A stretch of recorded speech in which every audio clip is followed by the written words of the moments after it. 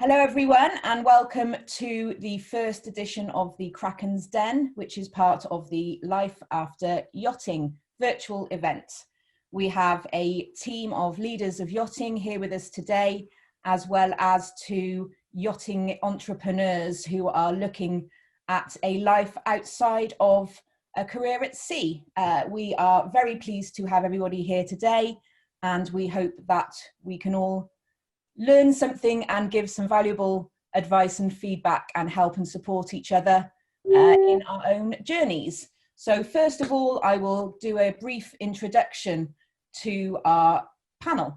First of all, I would like to introduce John from FunAir. So John, thank you for joining us. Could you give us a very quick introduction of who you are and a little bit about FunAir, please?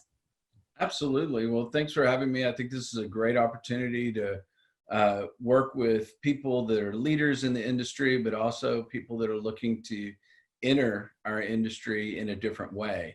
And I think it's really important to show that path. I'm John Courtney. I'm the managing director for FunAir. We are the leading sealed air inflatable manufacturer for the industry. Said less formally is we make slides, climbing walls, jet ski docks, all kinds of fun and operational toys for the industry. We just celebrated our 7th birthday on Saturday and just broke into the industry, as I said, 7 years ago, but have been very well received and found that it's a great group of people to work with. And but it's also a very closed environment. So happy to offer some insight. Perfect. Thank you very much, John. And we also have on our Kraken's Den today, we have Will from Bond Technology Management. Welcome, Will. If you can also introduce yourself and tell us a little bit about Bond. Yes, thank you, Sarah, and welcome and hello, everyone. It's a great opportunity to help people get into the yacht industry or off yachts and ashore. My name is Will Famatia, and I was a yachty back in 1994 as an ETO. Did 6 years on board yachts and started Bond 14 years ago, and have been involved with several other companies that are delivering services back into the yacht industry. So I hope I'm able to impart some knowledge to the people on the show, on the program. Fantastic. Thank you very much, Will. Just to make sure that everybody is familiar with everyone, a little bit about myself. My name is Sarrah Macy. I am the owner of a company called Global Superyacht Marketing, and I work with a number of different businesses who are trying to access the superyacht community. I work closely with some of the faces here and companies globally, Fort Lauderdale, Australia and Europe, providing them with support to make sure that their products and services are found by the superyacht crew and are presented in the best way. So I will be offering some advice, hopefully, to help in that department. And then our final introduction, and definitely last is not least, I'd like to introduce Titta, who is our startup and mentor and expert here. Titta is the founder of TUVYC, a consultancy, and has been supporting our crew entrepreneurs. So Titta, please tell us a little bit more about yourself and your business, and then please introduce us to our businesses. Thank you, Sarah, and thank you everybody to join us here. I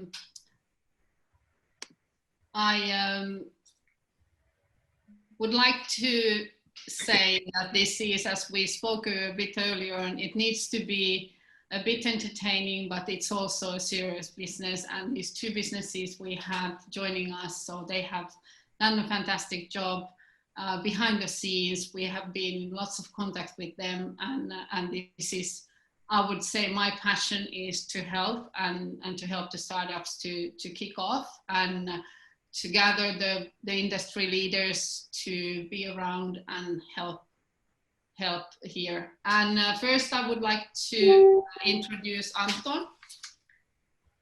Anton Svanström, who is a young entrepreneur from Finland. Yachting Finland is a part of Yachting Scandinavia group. And Yachting Finland wants to enter the global super yacht market with 2 products at the moment, with the Polar Pack and drone education. Anthony is going to tell us more about that. It's not all what his group of companies are all about, but I let him to tell you more about it. So over to you, Anton, and please introduce Yachting Finland and Yachting Scandinavia to us. Thank you very much, and thank you for having me.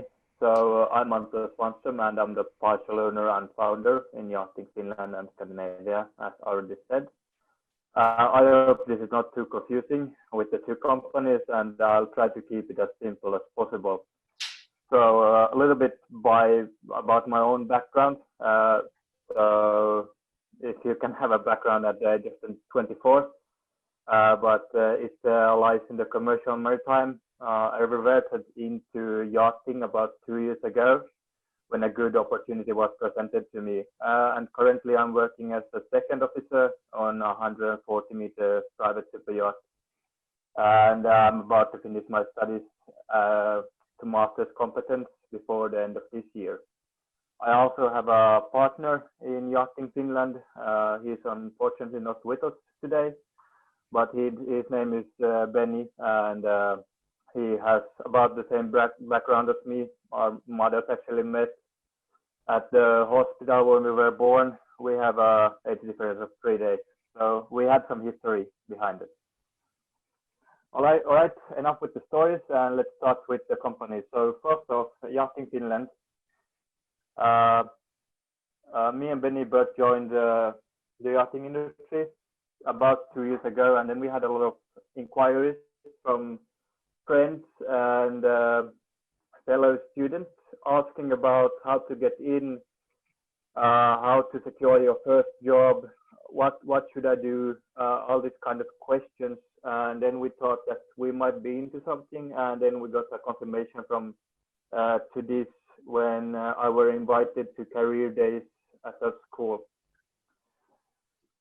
So basically, our first idea was to keep introduction courses in yachting to merchant mariners, so they have an easier path to convert from merchant to yachting. And this is mostly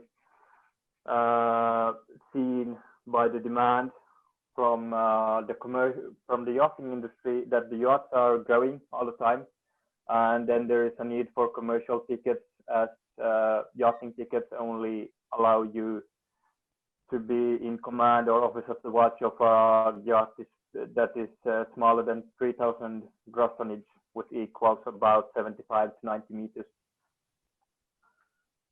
But unfortunately, our first courses that we were gonna keep in during the spring were cancelled during the COVID outbreak. But we are gonna come back in stronger in October and November when I go back home from my current work shift. So as a part of Yachting Finland, we want to offer a cadetship for the students, so that we could send out cadets on temporary contracts and start to already binding their contacts with the industry at an early stage, because it's, we encounter the problem ourselves that sometimes you can be overqualified to be a deckhand, for example, if you have been a second officer on a cruise ship or something like this. So our goal is for our students that they can enter the industry at an early stage as possible. Then one of the projects we have ongoing is Polar Pack.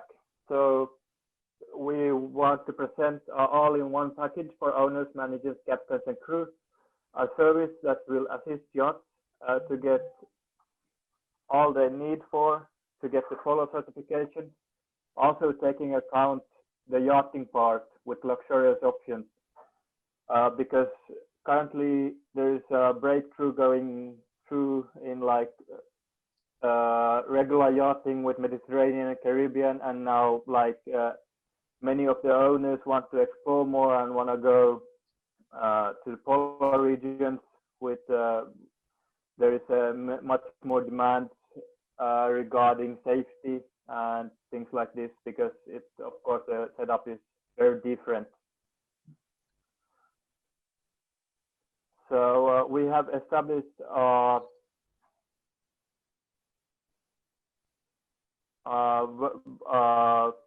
course with Avamare, the local school in Finland that both me and Benny have went to. Then they have an e-learning possibility with the Polar Code courses for all officers. The e-learning is up to Polar Code Basic, and after that it will be advanced and you have to go on site. But that's only for chief officers and captains. So we want to keep this as easy as possible, especially now when there is some travel restrictions. So basically, what we offer, it can be anything from a one-day e-consultation to education, survival courses up in the northern Finland in -30 degrees, just depending on how much they want to spend on getting the crew certified. We have consulted a few government specialists in Finland regarding the survival courses, and they have given us a green light for it. Also, one other idea, it's more of an idea at this point, to be fair. We are looking into how we could use drones to ease up the work for onboard yachts. So, for example, for doing recce's in polar regions, see how the ice is moving, all these kind of things we can do with drones. Then we have also an idea of having a drone hovering above the yacht. So basically you can have a drone hovering for over 40 hours straight if it's connected with a cable to the yacht. So I just have an example of the visibility that will increase by having a drone. So visibility from a regular bridge that is 20 meters off the sea level is 16 kilometers. And if you have a drone hovering above the yacht at 80 meters, the visibility will be 36 kilometers. So there is a significant change in that. Also, could be used as a tool for exploring. So, for example, if the owners want to see an ice bear, you can send a drone out and do some recce's before the yacht goes there itself.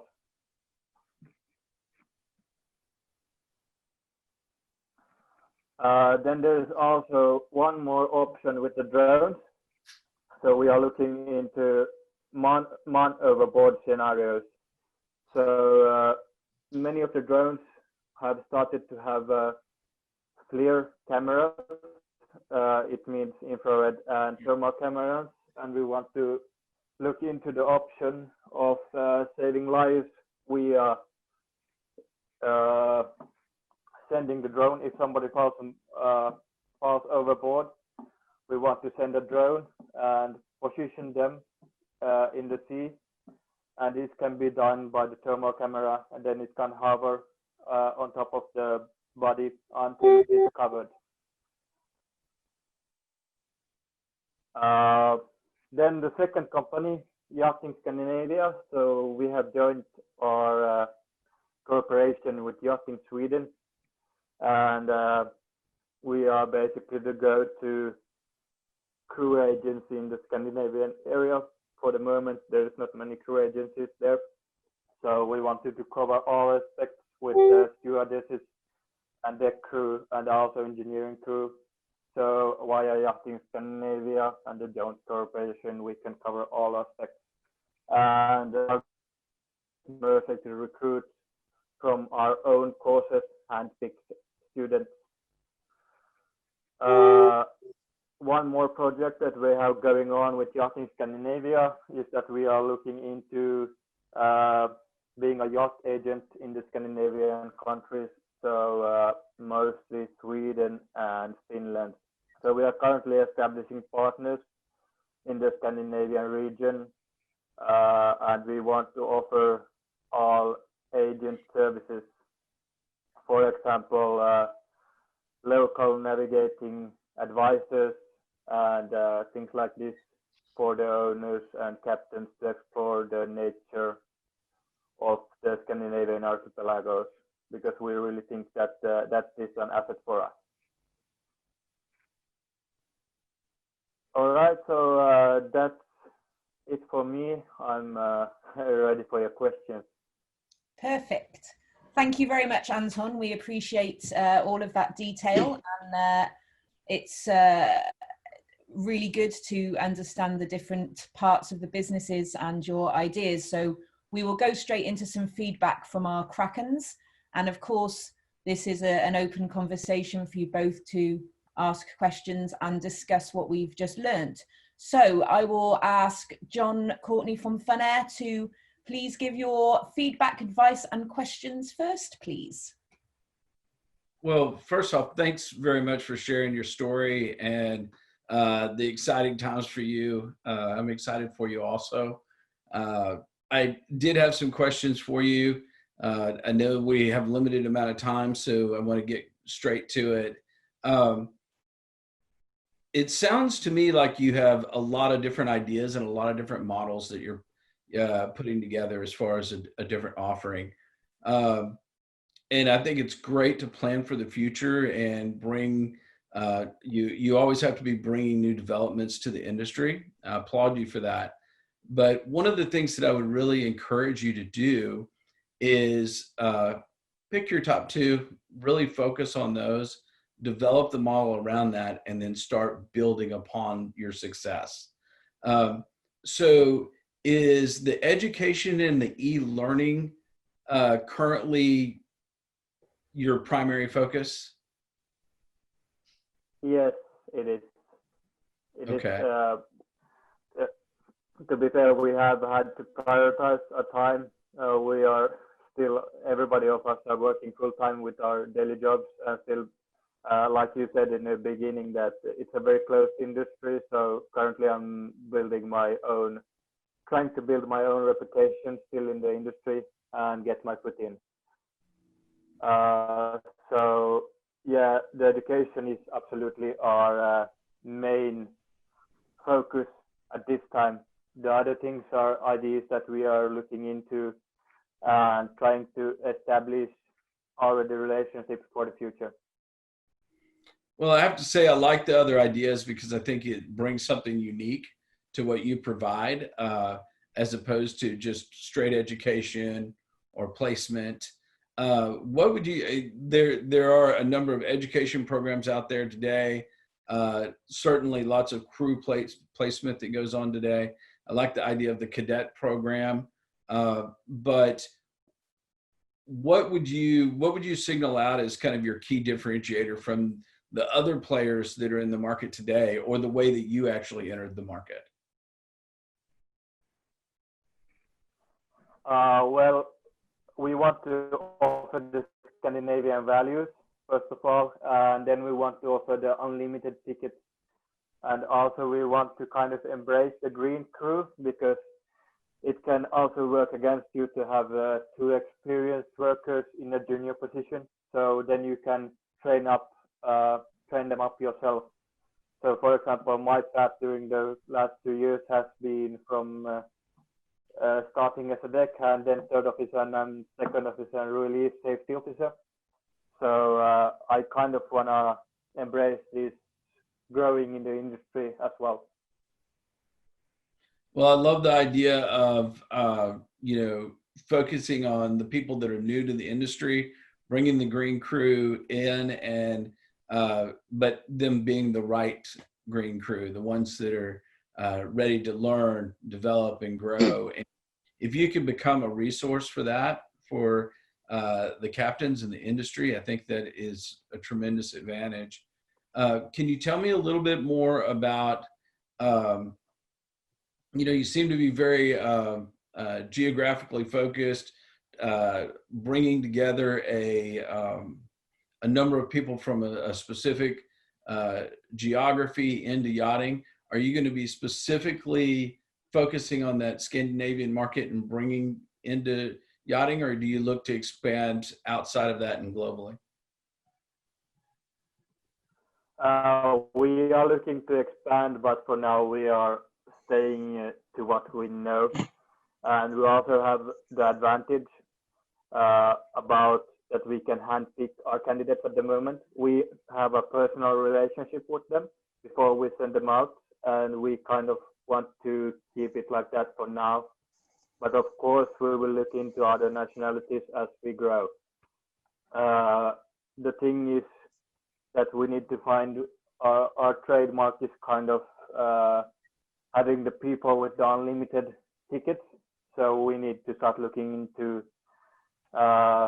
different maritime academies, because most of these are merchant mariners that we are looking into. Absolutely, I understand. Sorry, I had another question for you. It slipped my mind. So with that all being said, what do you think your ultimate goal is for the company? I mean,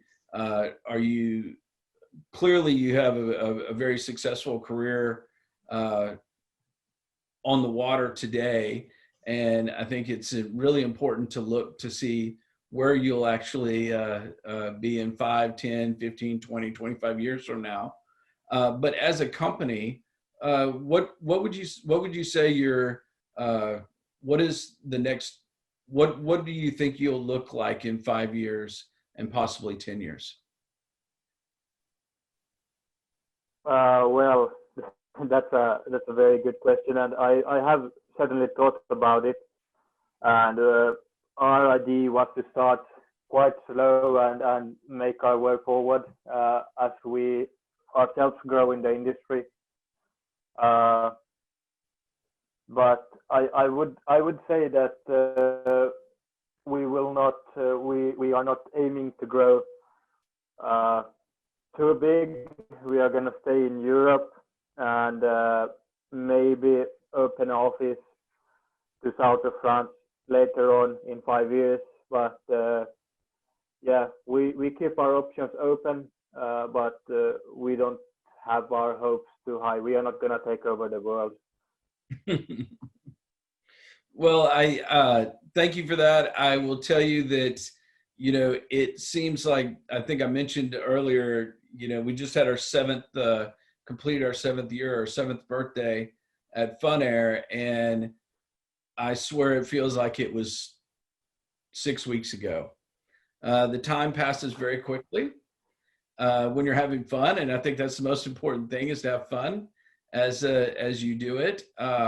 But having that long range goal in place and understanding where you want to be will be really important.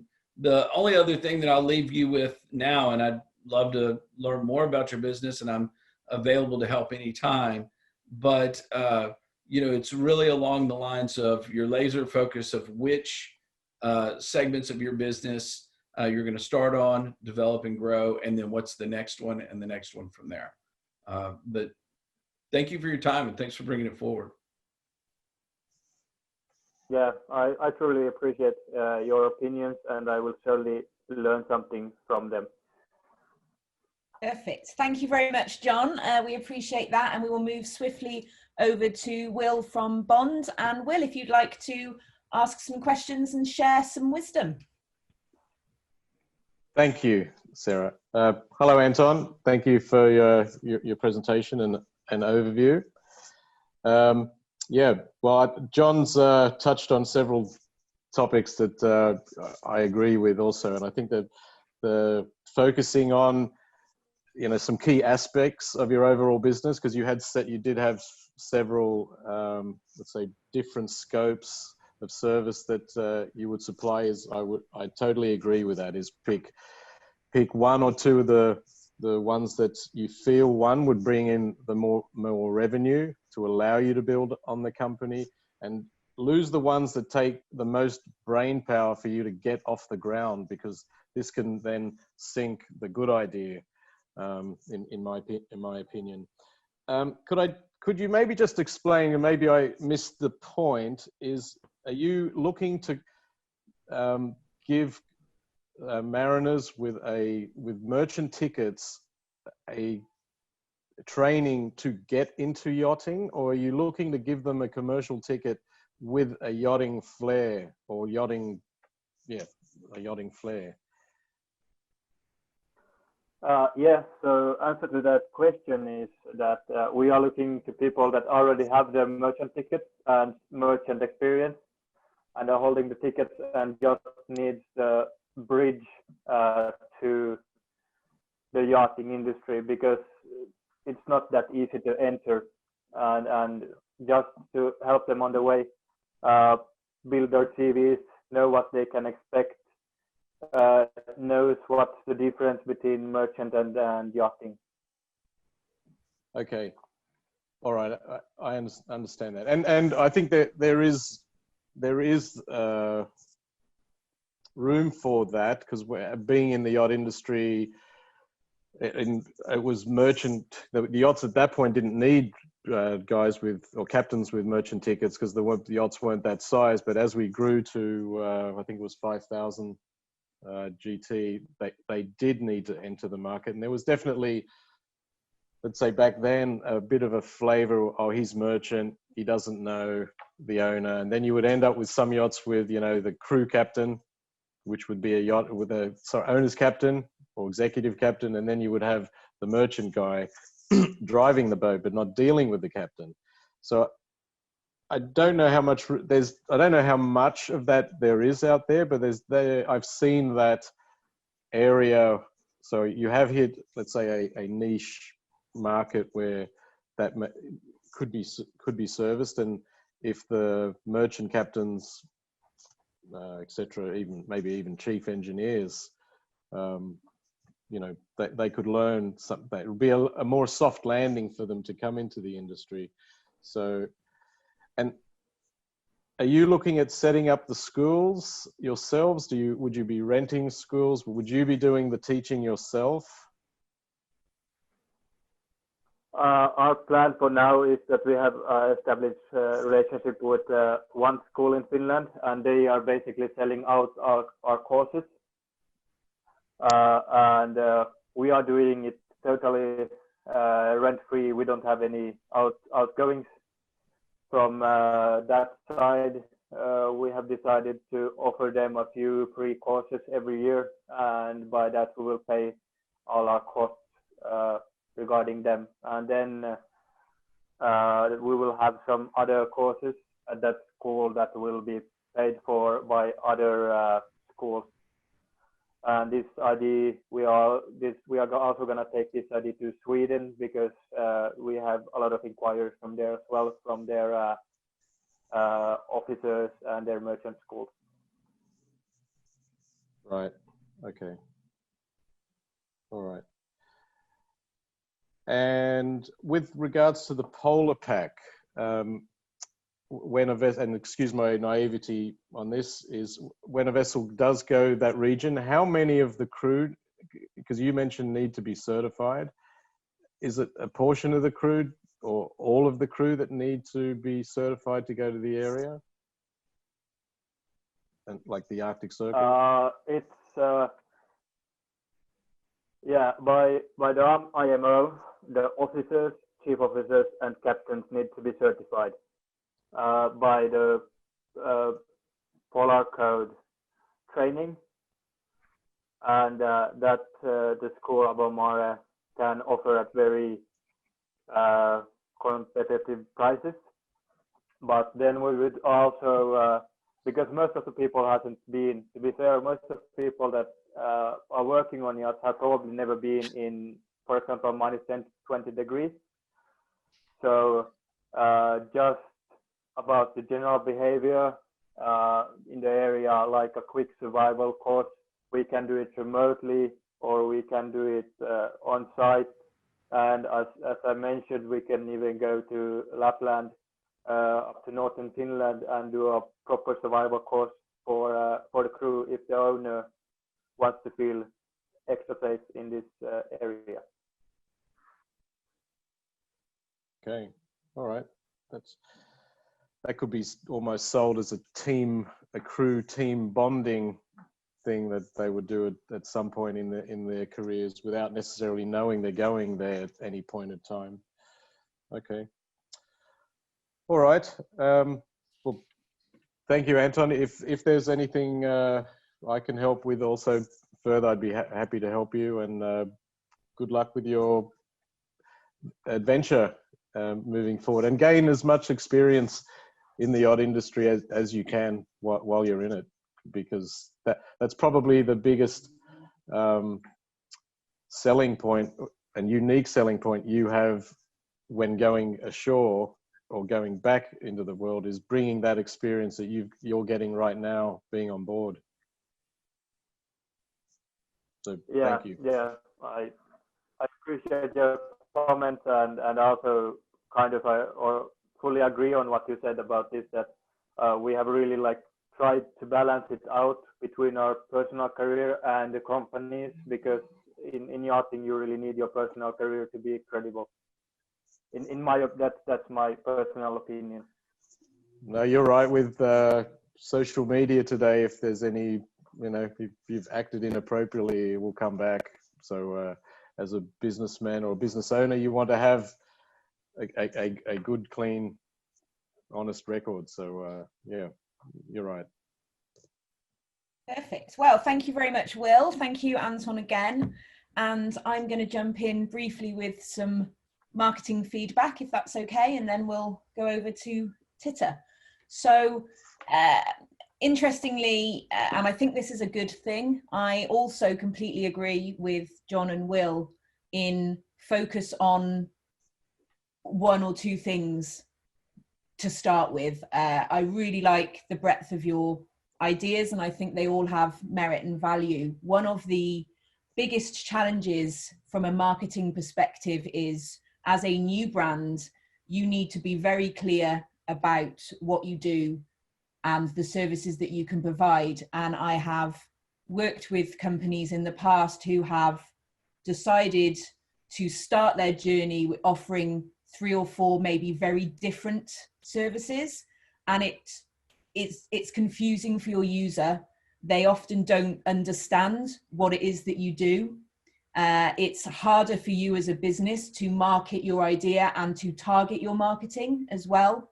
So, going into the very basics, setting up your website and making sure that your SEO is good, you need some focus there to be able to get that path to the top of Google quicker. If you do too many things, you are trying to rank for too many keywords, and Google gets confused, and nobody wants Google to be confused, for sure. Similarly, with your social media as well, if you have too many different subjects, then you may be creating posts that speak to one section of the yachting community or the outside of yachting community. And then if you come up with a social media post about a different service that has nothing to do with your primary service, it won't speak to the audience that you've already started to build.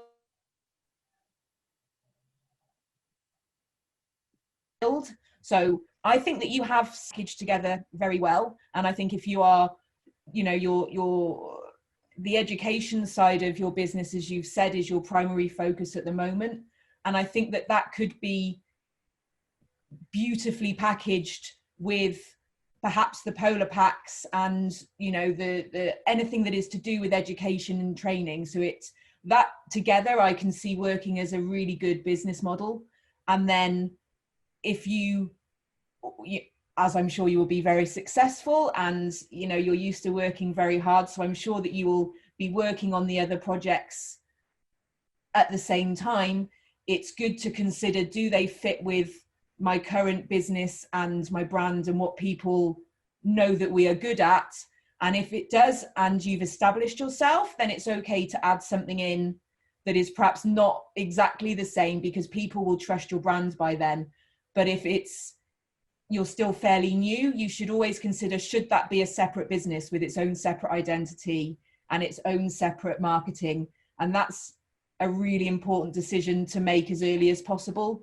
You can always sort out messes, and that's something that I've done for many people, but it's good to be clear in your messaging, and you never want your customers to be confused, basically.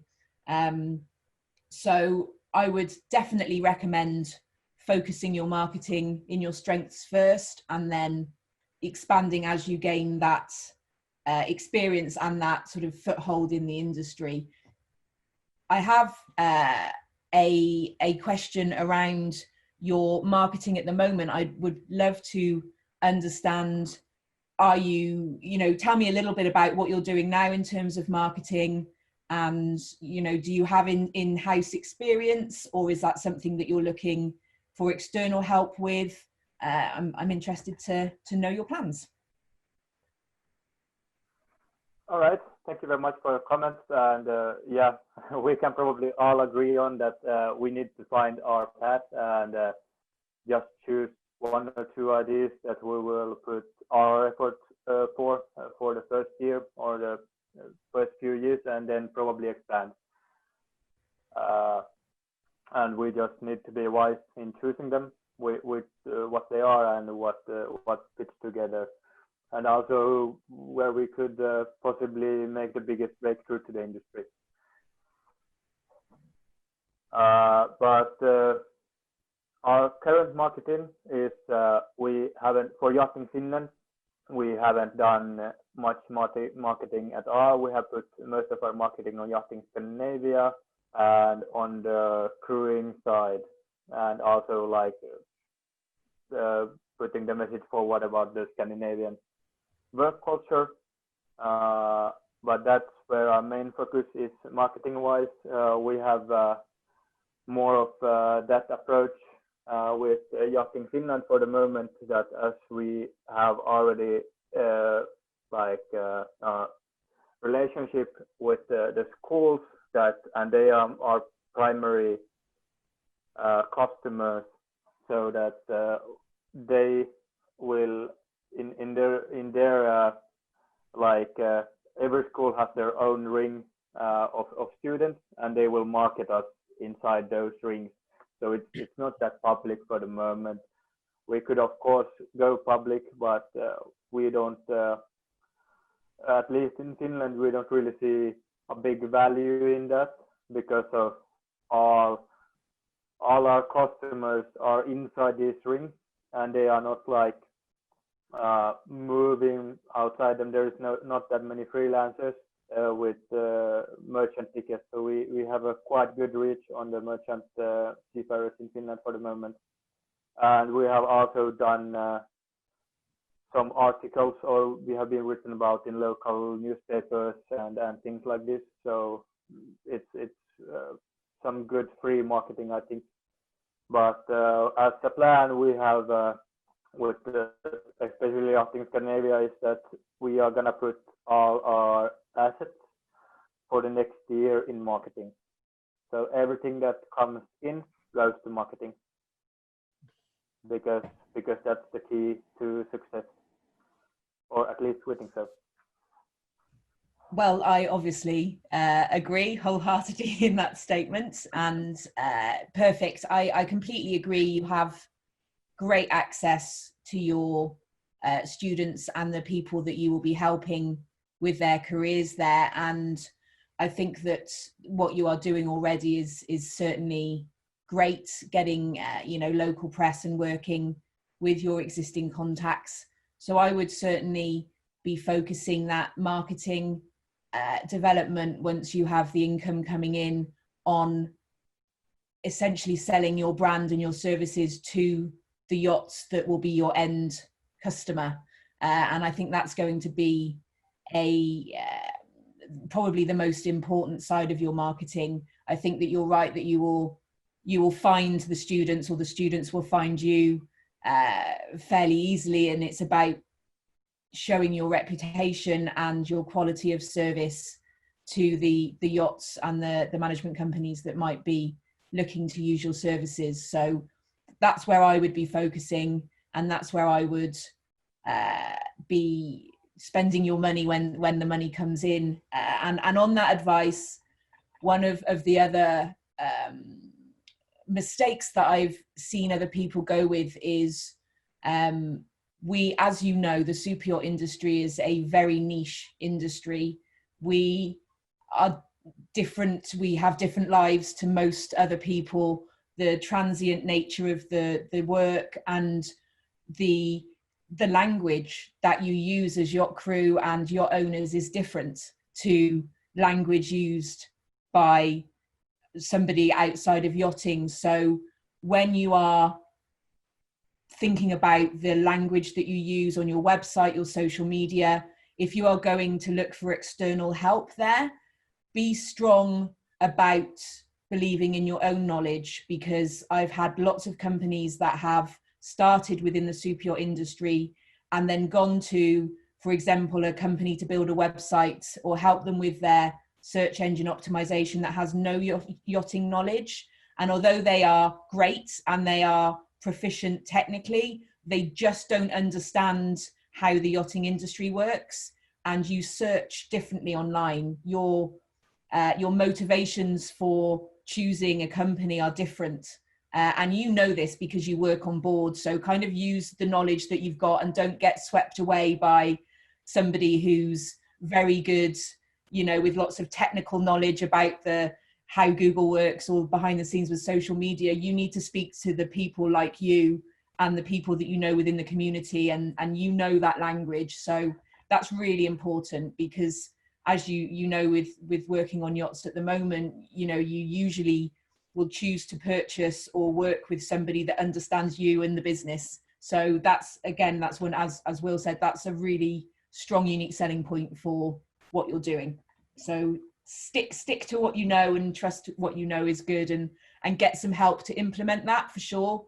But don't just trust somebody that doesn't understand the industry is my other piece of advice. So that's everything from me. Is if you've got any more questions for me, obviously we can connect up on the Life After Yachting portal after this, and as with everybody else, we're fully available. But I know we're already running over, so I'm going to move swiftly over to Titta, if that's okay with you, and ask Titta to give her advice and guidance. Well, thank you very much, everybody. And I think we all agree on the same ideas, that we need to work with Anton and his team to scale down and then concentrate.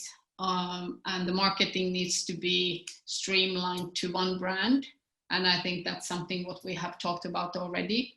And I'm sure, Sarrah, we're gonna connecting that and actually gonna get more help with all the John and Will and Sarrah on that. But I just love the energy coming out from full-time working and having a business and having all these great ideas, which I'm very supportive, and I'm sure at least 2 of them is gonna fly, and we're gonna have a nice Yachting Finland or Yachting Scandinavia business in few years' time. It's not going to happen overnight, that's for sure, and that we all agree of.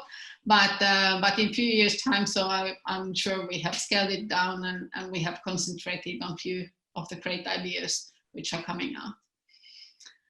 And now I would like to introduce Jani, another Finnish entrepreneur we have here.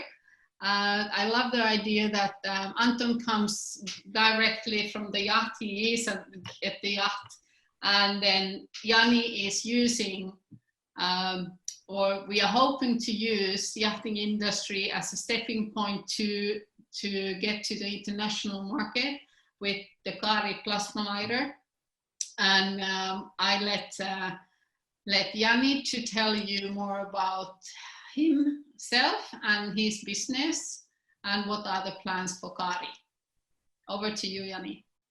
Thank you, Titta. So let's talk a little bit about Kaari.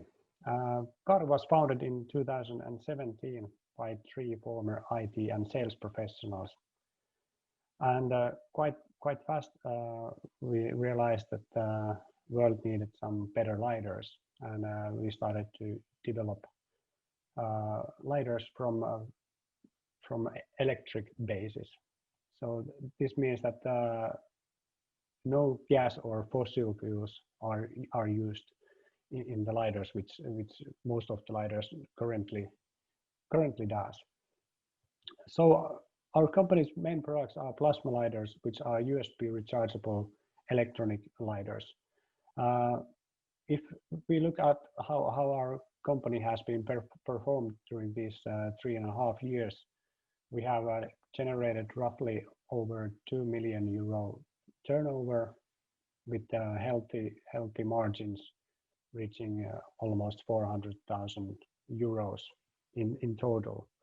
And in Finland alone, we have sold a little over 200,000 units, which is quite an achievement if you compare to the side of our country, which is a little over 5 million inhabitants. So our company consists of 3 entrepreneurs, myself, my colleague Kaari, and another colleague Timo, and we have been working in a field of wholesale and distribution for most of our life, and the combined experience in years are a little over 60 years. So we are kind of know what we are doing. And what is plasma lighter? So plasma lighter, like I said, it's electronic lighter. It creates cleaner heat. It's gas-free and it's flameless. And it's an environmentally friendly option for traditional fossil fuel lighters. Kaari plasma lighters is of a Finnish quality and design. It is safer than matches or a traditional lighter.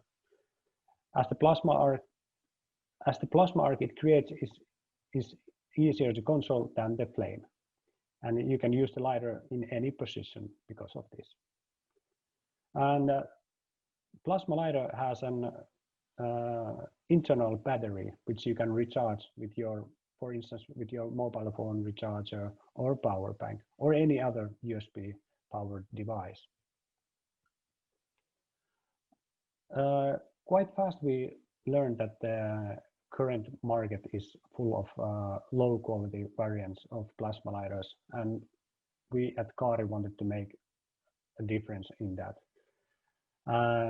We wanted to create the best quality plasma lighters in the world, and our competitive advantage currently are, and I think ongoing as well, is that we actively develop plasma lighters by researching and testing the latest technologies, and we only use components that are of high quality. And I would say that we are also first one to launch new products in the market, and offering a superior battery power compared to the competitors. So we think ourselves as pioneers. Whatever we do it with a quality mindset first. The lighter market today is approximately $7.4 billion,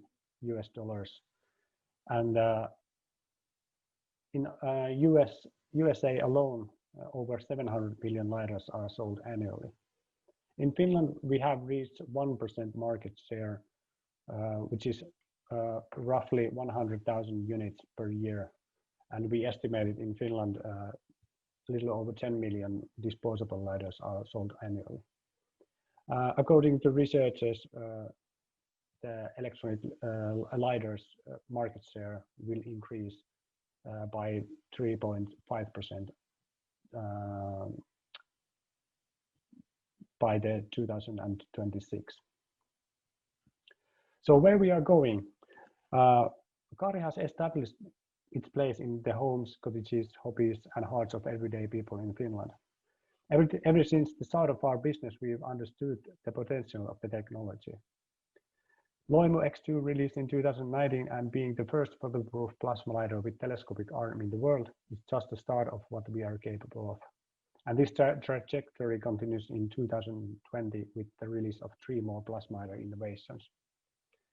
In 2020, started also a new era for the future of Kaari by taking our quality products to an international level, Japan and Nordics being the first export market. We want to bring Kaari into the world of premium.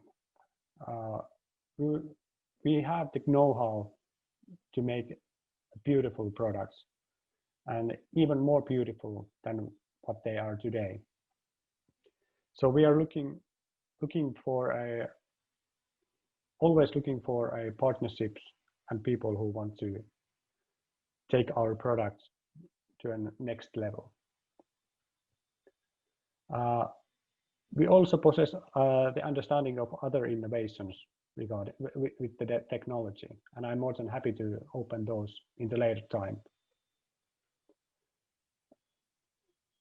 In the end, I would like to show you our marketing video for our Loimu X2 waterproof plasma lighter, and after the video, I'm open for questions from you.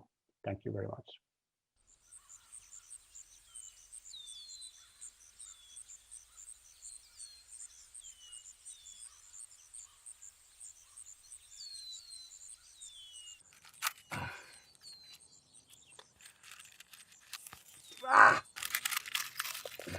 In Finland, the land of 1,000 lakes and high-end technology, we have come up with a solution for making a fire.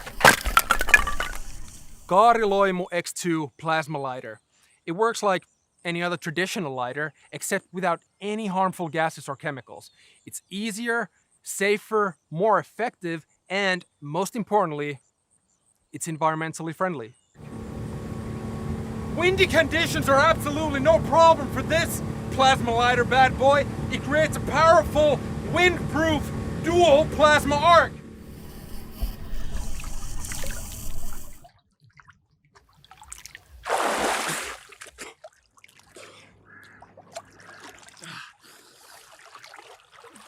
Did I mention? Kaari Loimu X2 is shock, dust, and waterproof. When dropped in water, it will float for several minutes. Sometimes lighting a fire may require some skill, especially if the target's in a difficult spot. Kaari Loimu X2's telescopic arm is the answer. With this pull-out telescopic arm, lighting a fire is safe and comfortable.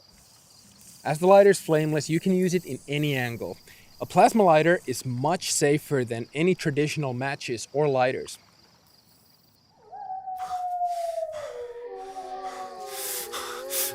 I don't have any idea where we are. But luckily I don't have to, because Kaari Loimu X2, it's more than just a lighter. It's also a powerful flashlight. Siis sä perkele muistanut ottaa karttaa mukaan. That's just a camera guy saying everything's under control. Ei, nyt mä lähden menee. You can even use your power bank or any other USB powered device for recharging. Kaari Loimu X2 plasma lighter completely replaces all gas and fossil fuel powered lighters.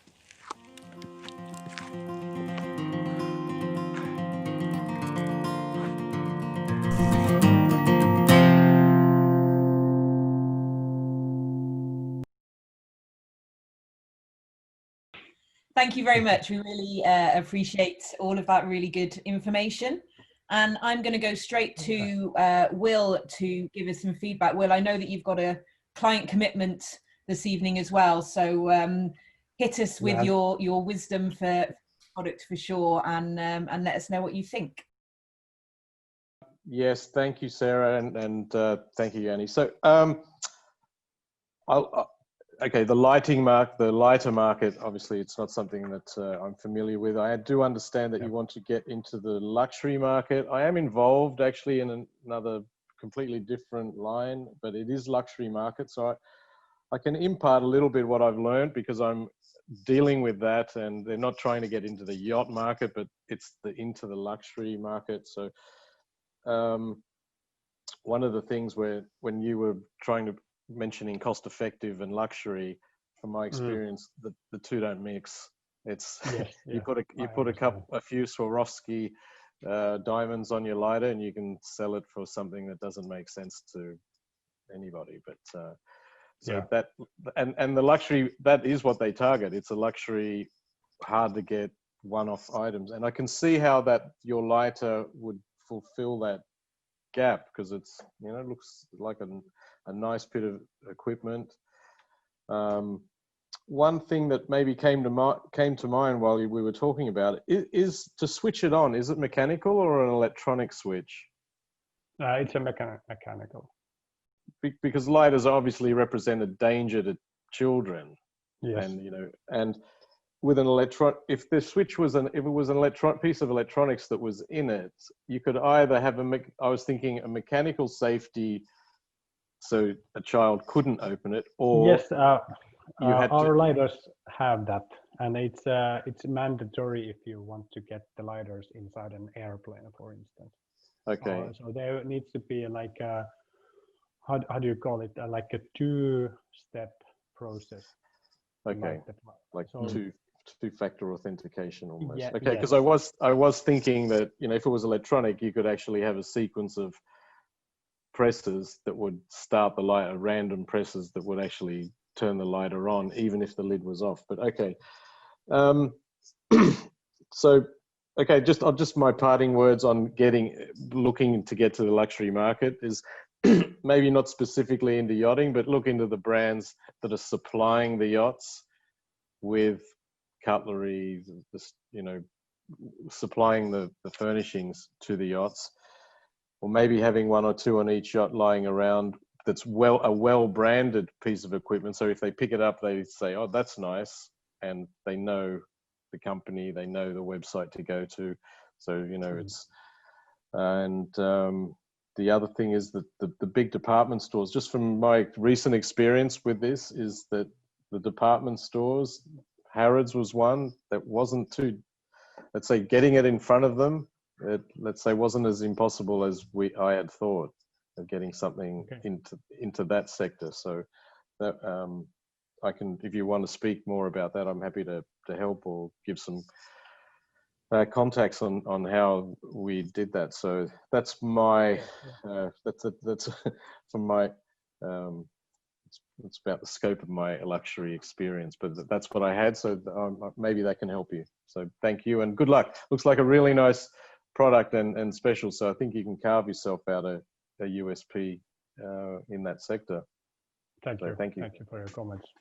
And thank you, everyone. I do need to go.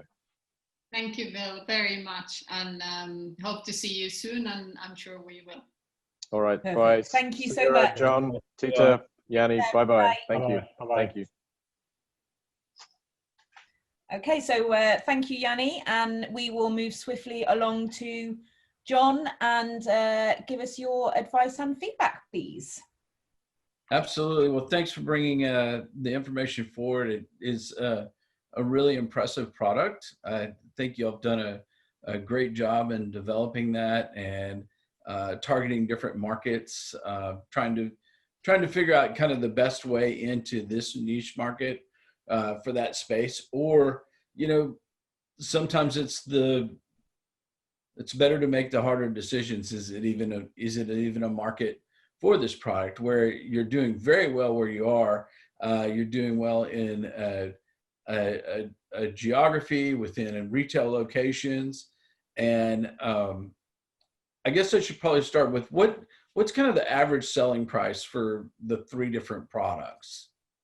The price range starts from the consumer price starts from 20 euro to 50 euro.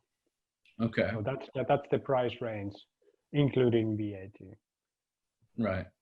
So safe to say we've got to move a lot of these devices to be successful, right? It's a volume game. Yes. Yes. Okay. Correct. So love the product. Couple of quick product questions for you. I understand the value of the larger battery and the number of fires that, or sparks or plasmas that you get out of a battery. But what is the shelf life of the battery? Not necessarily how long the battery lasts, but how long will a charge remain in a battery in storage? We recommend when you have the lighter in not much in use, that you should recharge the device every 6 months to keep the battery working longer. The battery lifetime has roughly 500 recharges. So meaning if with one recharge you can have up to 100 7-second ignitions, you have 50,000 ignitions with one single unit, and no disposable lighter comes even close to that number. Mm-hmm. Yeah, so I was thinking along the lines of, I love the as you described, the cottage market and the outdoor market or enthusiast market there.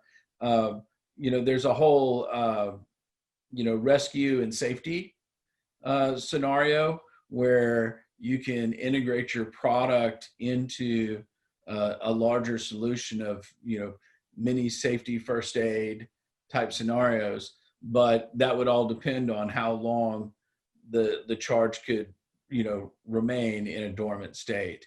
So, and I know many of those packages have other items that require maintenance and checking on, you know, a 3-month or 6-month basis. So that might be something that works out for you.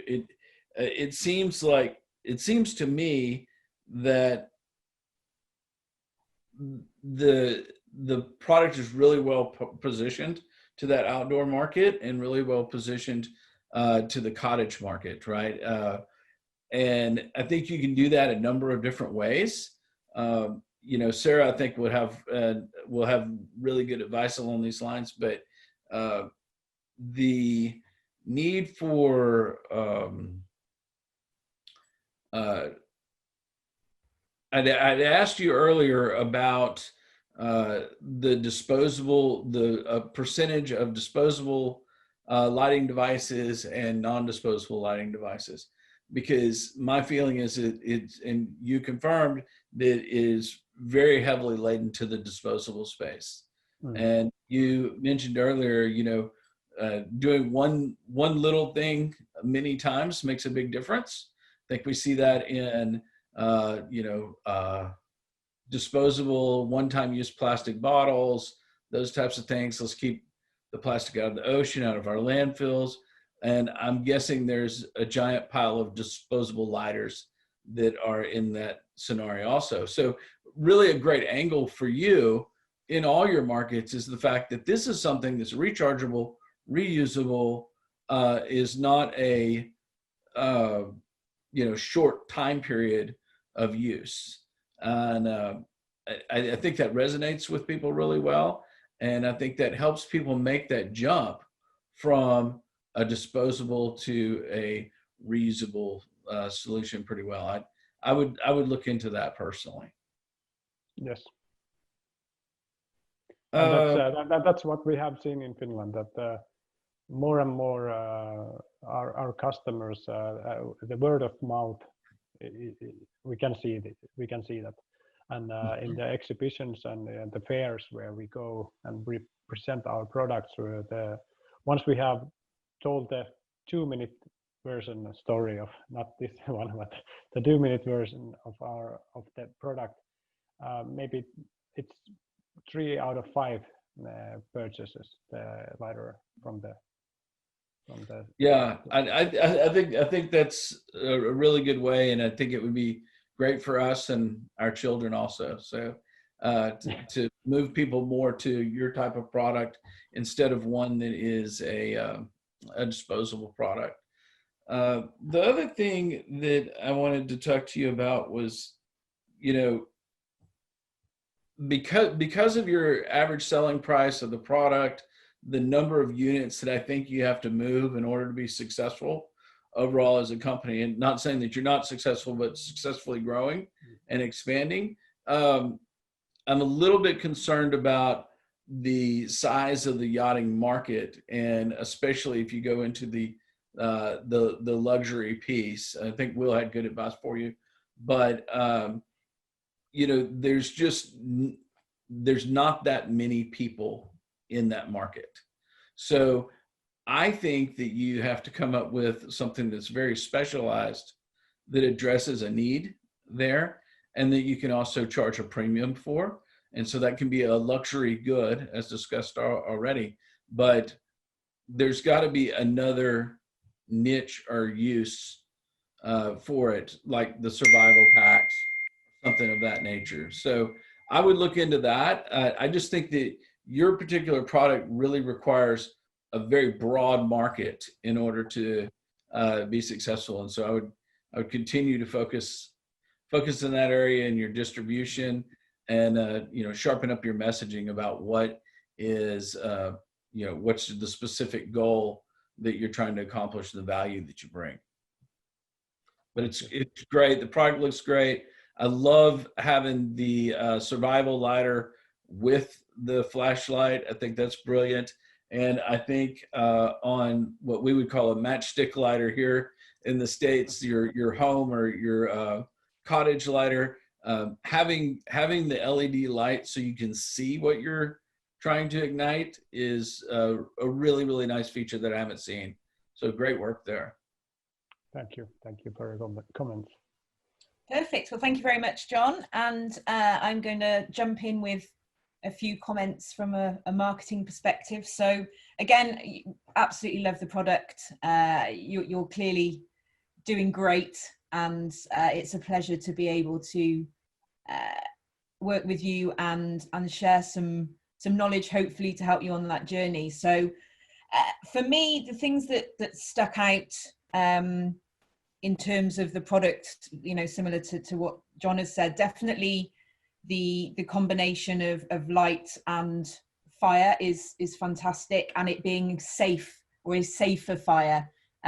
Certainly within yachts, fire risk is a huge concern at all times. So having something that is a safer product will certainly appeal to them.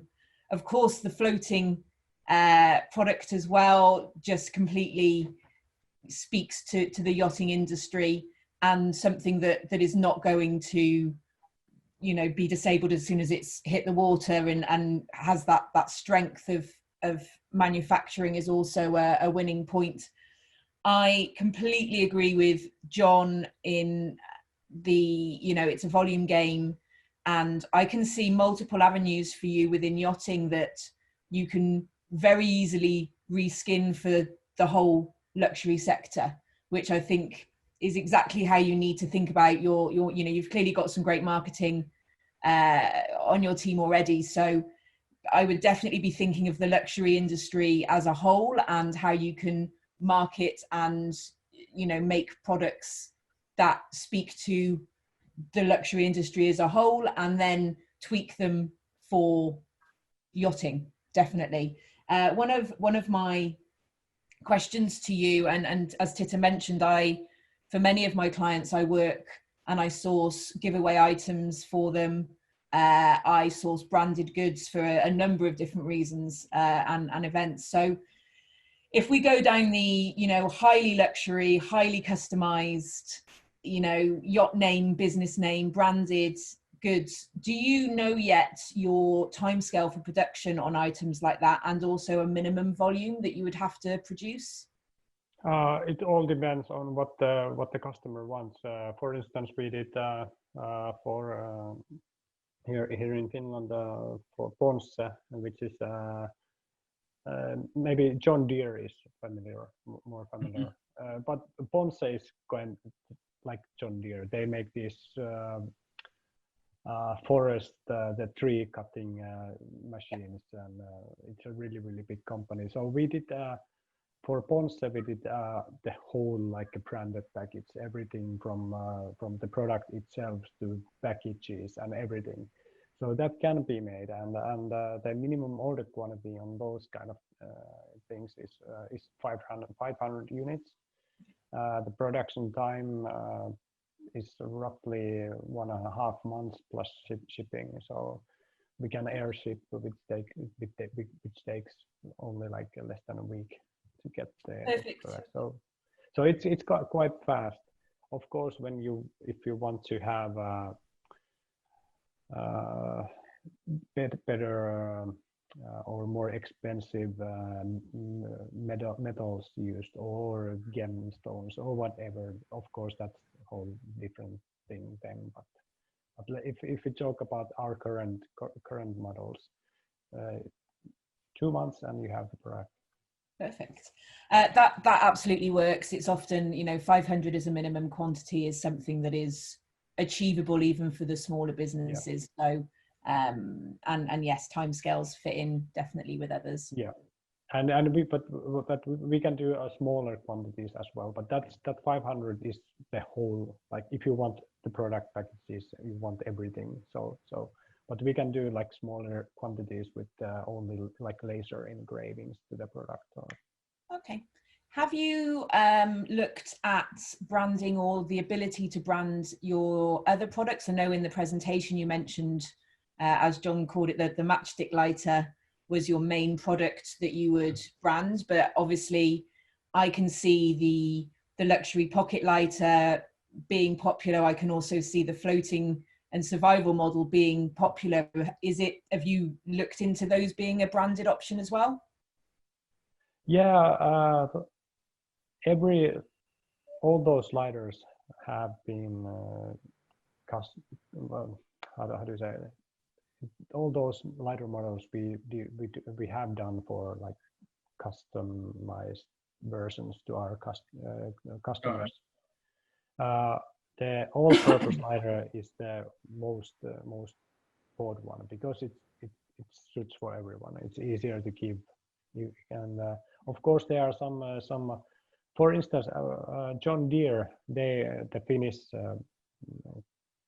company of John Deere, they and I sorry to lost the word. The actual John Deere company bought this survival lighter from us, and they only wanted the laser engraving. So they are. It really depends on the companies themselves, okay. How they are, and maybe John Deere that survival lighter fits better to the John Deere brand image, and maybe the all-purpose lighter fits better for yachting company or that kind of. So it's So I think it's always good to not presume, and also good to not just go with one product. To have a range of options means that people can choose what speaks to them best. Right. I think my other main, and I know that we've been talking a while, but I think my other main piece of advice, hopefully for you, and I can see that you're already starting on this journey, is from my experience within yachting and within the wider luxury market, English is the language of business.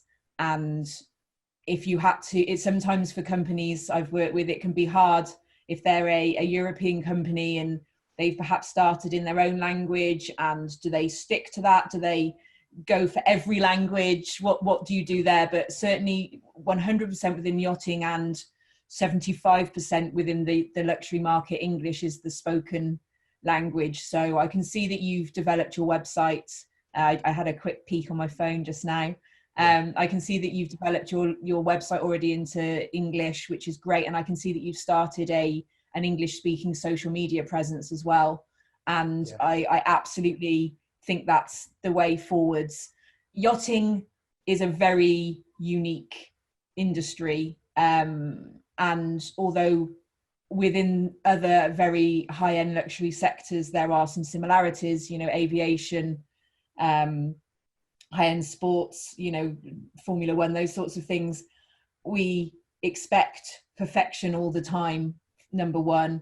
And we expect products to be, I say we, speaking from as the industry, we expect products to be manufactured and sold to us for our specific needs. So one of the things working with companies is generic marketing often misses the yachting community. They are not motivated by money, as we've discussed. The sort of cost saving and luxury don't go together. This industry isn't motivated by saving money, they're motivated by saving time. So they only want a product that they trust. They only want to work with companies that can deliver. So combining that trust and that expertise and that security of your customer service with a high-end product that they can see in your marketing, be it a section of your website, be it a standalone social media, or a regular part of your social media and advertising strategy, is that you are specifically showing that you are talking to that market helps. So, it's not the easiest thing in the world to get a photo shoot on a yacht. It's doable, and we do it for sure. But having imagery that speaks and shows the sort of luxury yacht market within your portfolio is something that is an important part of speaking to that industry. And just as I previously mentioned with our last entrepreneur, using the language of the industry and incorporating that in so that it positions you as somebody that gets us, basically, because there is a distrust of non-super yacht brands, because the crew and the yachts just presume you won't get it, and understand that they're here now and they're there tomorrow, and you may have to change the delivery en route because of something, and just being able to give that trust will be huge for your business, definitely. I've certainly got lots to chat about in terms of the giveaway market and some ideas there. So again, very happy to pick this conversation up outside of the Kraken's Den and on the Life After Yachting portal. And I'm actually reading, and I'm going to pronounce it wrong here now. I'm actually reading the Huggy Danish Art of Happiness book at the moment. So that spoke to me on a personal level as well. So there is lots of excitement about your product, and I'd really like to certainly look into the bigger picture with you. So thank you for bringing it to the Kraken's Den. Thank you very much, Sarah. No problem. And then over to Titta to round up for us. Yes, I really love the Kaari product, and I can see a great future for it in different markets. And as John said earlier on, so yachting market is very niche and tiny.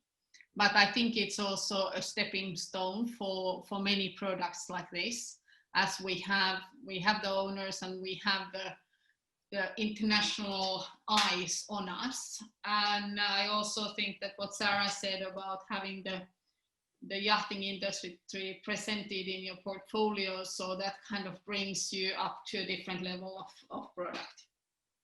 Great.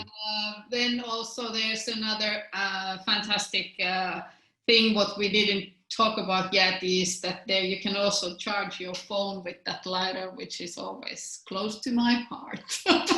Yeah, there's only one charge, only one phone charge. But that's sometimes enough when you're running up. We know how it goes when we're on the markets and things. So it's a great product, and I think there's a great future for it, and we're gonna continue working with Jani, and we hope to have all your support, and we're gonna follow it up with Life After Yachting and keep everybody informed how Kaari is doing. Good, thank you, Titta. Well, thank you very much to the remaining few of us. It's been a really interesting journey today, discovering everything about it, and I think the perfect showcase for yachting life. We've had all aspects of the industry shown with us today.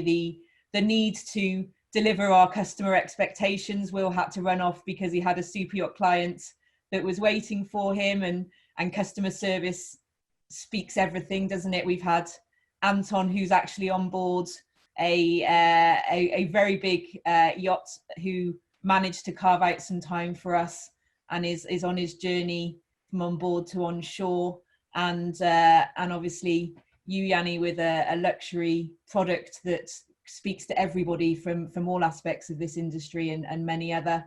And then the wisdom and intellect of John, who gives us the global business management experience and lots of knowledge on not only yachting, but also from his expansive career outside of yachting as well. So yeah, I think we're all looking forward to continuing this conversation. I just want to say thanks to everyone that's been involved, and we will already start planning for the next one, I'm sure. Exactly, and this was the first of the Kraken's Den, and I'm looking forward to the next ones, and at the same moment, so following up with the existing ones. And thank you, John. Thank you, Sarrah. Thank you, Jani. And I'm looking forward to seeing you live, also in flash in a few months' time. Thank you, everyone. Thank you. Thank you. Best of luck. Thank you.